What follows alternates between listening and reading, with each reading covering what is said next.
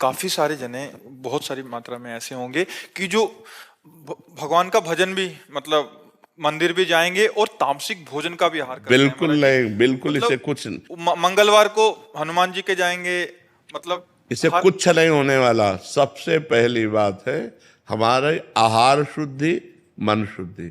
देहाती भाषा में कहते हैं जैसा खाओ अन्न वैसा बने मन। देखो, अगर हम शास्त्र की आज्ञा का पालन नहीं करेंगे और मनमानी आचरण करेंगे तो नरक जाओगे। पहले आहार शुद्धि, मन शुद्धि। अगर जैसा खाओ अन्न वैसा बने मन। किसी भी प्राणी को दुख देना, हनुमान चालीसा का भी पाठ करते हैं। ये अपनी वासनाओं की, अपनी जिह्वा को थोड़ा रोको यार। शराब पीते हो, मांस खाते हो, अंडा खाते हो, इस तरह के व्यवहार करते हो और हनुमान जी और शंकर ये ऐसे प्रसन्न हो जाएंगे, ऐसे काम बन जाएगा? कुछ नहीं बन जाएगा।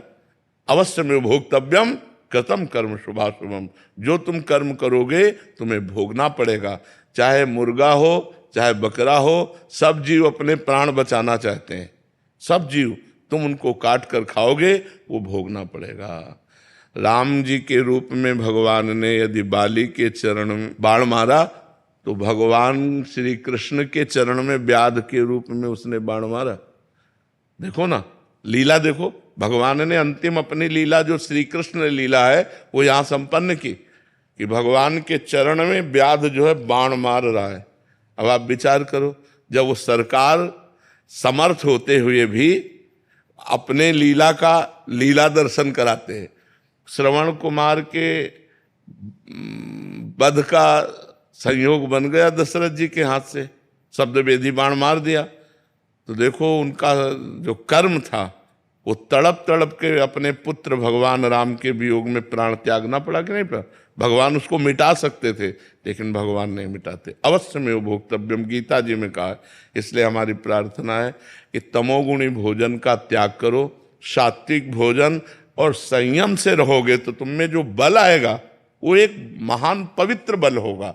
आज बल नहीं दिखाई देता, चेहरे में कांति नहीं है, विचार में पवित्रता नहीं है। ऐसा नहीं, हम पशु नहीं हैं, हम मर्यादा से चलने के लिए हैं।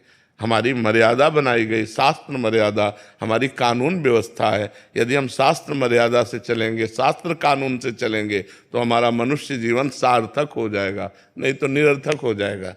जैसे आजकल बच्चे कहते हैं हम स्वतंत्र हैं। नहीं, स्वतंत्रता नहीं।